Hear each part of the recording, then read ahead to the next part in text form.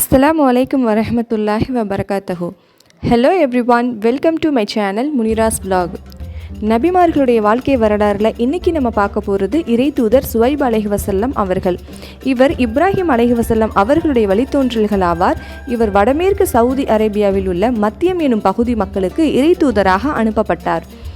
இந்த மத்தியன் வாசிகளை தோப்புவாசிகள் எனவும் அல்லாஹு தாலா குர்ஆனிலே குறிப்பிடுகிறான். இது ஒரு மலை பிரதேசமாகும். இங்கே வசித்து வந்த மக்கள் அல்லாஹுவுக்கு இணை கற்பித்து வந்ததுடன் வழிப்பறி கொள்ளையிலும் ஈடுபட்டு வந்தார்கள். பெரும் வணிகர்களாக இருந்த இவர்கள் அளவையிலும் நிறுவையிலும் மோசடி செய்து வந்தார்கள்.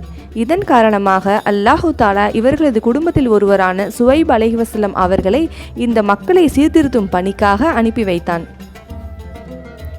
அல்லாஹ் குர்ஆனிலே குறிப்பிடுகிறான், மத்தியம் எனும் ஊர்வாசிகளுக்கு அவர்களுடைய சகோதரர் சுவைபை நாம் தூதராக அனுப்பி வைத்தோம்.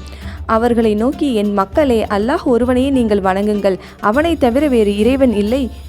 அளவையிலும் நிறுவையிலும் குறைக்காதீர்கள், நீங்கள் நல்ல நிலைமையில் இருப்பதையே நான் காண்கிறேன். அவ்வாறு இருக்க அளவையிலும் நிறுவையிலும் குறைத்து ஏன் மோசம் செய்கின்றீர்கள்? இவ்வாறு செய்தால் நிச்சயமாக உங்களை சூழ்ந்து அழித்துவிடக்கூடிய வேதனை ஒரு நாளில் உங்களை வந்தடையும் என்று நான் பயப்படுகிறேன் என்று அவர் தன் சமுதாய மக்களிடம் கூறினார். என் மக்களே, அளவையிலும் நிறுவையிலும் நீதியாக முழுமைப்படுத்துங்கள். மனிதர்களுக்கு அளந்து கொடுக்க வேண்டிய அவர்களுடைய பொருட்களை குறைத்து விடாதீர்கள். பூமியில் கடுமையாக விஷமம் செய்து கொண்டு அலையாதீர்கள் என்றும் அவர் கூறினார். நீங்கள் உண்மையாக நம்பிக்கை கொண்டவர்களாக இருந்தால் உங்கள் தொழிலில் லாபகரமாக அல்லாஹ்வின் மீதப்படுத்துவதே உங்களுக்கு மிக்க மேலானதாகும்.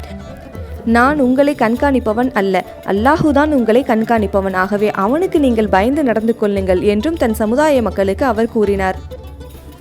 சுவைப் அலைஹிவஸல்லம் அவர்களுடைய சமுதாயத்தினர் அதிக எண்ணிக்கையில் இருந்தார்கள். அவர்கள் பாதைகளில் அமர்ந்து மக்களை மிரட்டி வழிப்பறியிலும் ஈடுபட்டு கொண்டிருந்தார்கள். மத்தியன் வாசிகளுக்கு தோப்புவாசிகள் என்ற பெயரும் உண்டு. இவர்கள் தங்கள் நாவுகளாலேயே தங்கள் அழிவை தேடிக்கொண்டார்கள். அல்லாஹு தாலா குர்ஆனிலே பின்வருமாறு குறிப்பிடுகிறான், மத்தியன் எனும் ஊரில் சோலையில் வசித்து வந்தவர்களும் நம்முடைய தூதர்களை பொய்யாக்கினார்கள். சுவைப் நபி அவர்களை நோக்கி, நீங்கள் அல்லாஹுவுக்கு அஞ்சி பாவத்திலிருந்து விலகி கொள்ள வேண்டாமா? நிச்சயமாக நான் உங்களிடம் அனுப்பப்பட்டுள்ள நம்பிக்கையுள்ள ஒரு தூதராக இருக்கிறேன். ஆகவே அல்லாஹுவை அஞ்சி எனக்கு கீழ்ப்படியுங்கள். இதற்காக நான் உங்களிடம் ஒரு கூலியும் கேட்கவில்லை. என் கூலி உலகத்தாரின் இறைவனிடமே தவிர வேறு யாரிடமும் இல்லை. அளவையை முழுமையாக அளந்து கொடுங்கள்.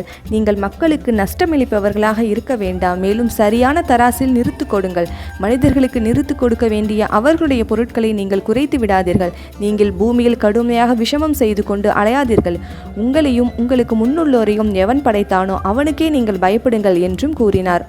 அதற்கு அந்த சமுதாய மக்கள் கூறினார்கள், நீ யாராலேயோ பெரும் சூனியம் செய்யப்பட்டு விட்டீர். நீர் நம்மை போன்ற மனிதரை தவிர வேறு இல்லை. நிச்சயமாக நான் உன்னை பொய்யர்களில் ஒருவராகவே பார்க்கிறோம். நீ உண்மை சொல்பவராக இருந்தால் வானத்தை பல துண்டுகளாக்கி அதிலிருந்து சில துண்டுகளை நன் மீது விளைவியுங்கள் பார்க்கலாம் என்றும் கூறினார்கள். அதற்கு அவர் கூறினார், நீங்கள் செய்து கொண்டிருக்கும் மோசமான இந்த காரியத்தை என் இறைவன் நன்கு அறிவான். இதற்குரிய தண்டனையையும் உங்களுக்கு அவன் அவசியம் தருவான் என்றும் கூறினார். எனினும் பின்னரும் அவர்கள் அவரை பொய்யாக்கினார்கள்.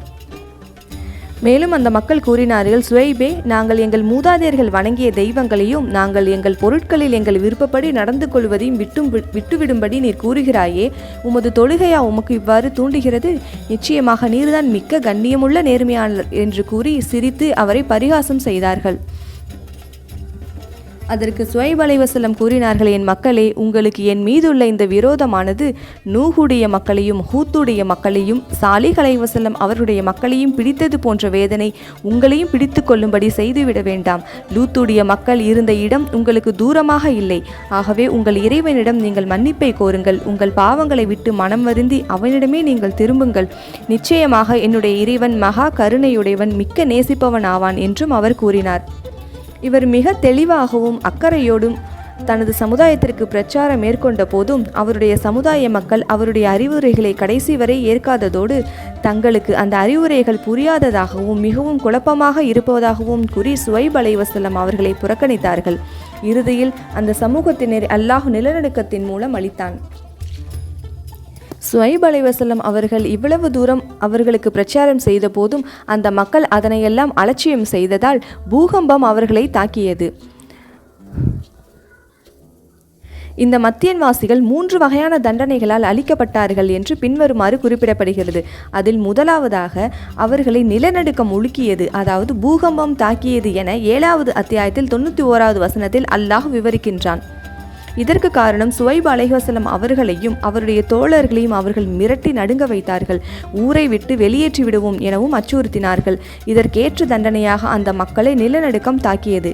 அடுத்ததாக ஹூத் எனும் அத்தியாயத்தில் நமது ஆணை வந்தபோது சுவைபையும் அவருடன் இருந்த இறை நம்பிக்கை கொண்டோரையும் நமது அருளால் நாம் காப்பாற்றினோம். யார் அநீதி இழைத்தார்களோ அவர்களை இடி முழக்கம் தாக்கியது. எனவே அவர்கள் காலையில் தம் இல்லங்களில் மாண்டு கிடந்தார்கள் என்று 11வது அத்தியாயத்தில் 94வது வசனத்தில் அல்லாஹ் கூறுகிறான். இதில் அந்த மக்களை அல்லாஹு தாலா இடி முழக்கன் மூலம் தாக்கியதாக கூறப்பட்டுள்ளது. மூன்றாவதாக அஷூரா என்னும் அத்தியாயத்தில் அவர்கள் சுவைபை பொய்யர் என்று கூறினார்கள். எனவே மேகம் நிழல் தந்த நாளின் வேதனை அவர்களை தீண்டியது. அது மகத்தான நாளின் வேதனையாக அமைந்துள்ளது என்று 26வது அத்தியாயத்தில் 189வது வசனத்தில் அல்லாஹ் கூறியுள்ளான். இதற்கு காரணம் நபி சுவைப் அலைஹிவஸல்லம் அவர்களிடம் அந்த மக்கள், நீர் உண்மையாளர்கள் ஒருவராக இருந்தால் வானத்தின் ஒரு துண்டை எங்களின் மீது விழ வைத்து பார்ப்போம் என்று கூறினார்கள்.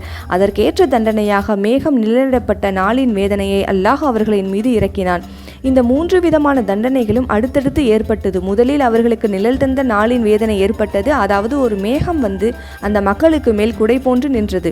அதில் நெருப்பு பொறிகளும் தீப்பிழம்புகளும் பிரம்மாண்டமான வெண்தணல்களும் இருந்தது.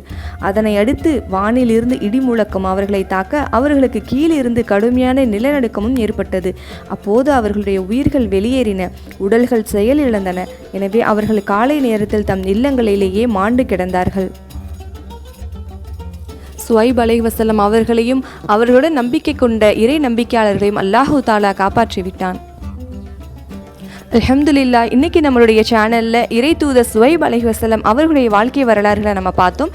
இன்ஷா அல்லாஹ் இனி வரக்கூடிய நாட்களில் மற்ற நபிமார்களுடைய வாழ்க்கை வரலாறுகளையும் நம்ம பார்க்க இருக்கிறோம். ஸோ கீப் வாட்சிங் அண்ட் கீப் சப்போர்ட்டிங். அஸ்ஸலாமு அலைக்கும் வரஹ்மத்துல்லாஹி வபரகாத்துஹு.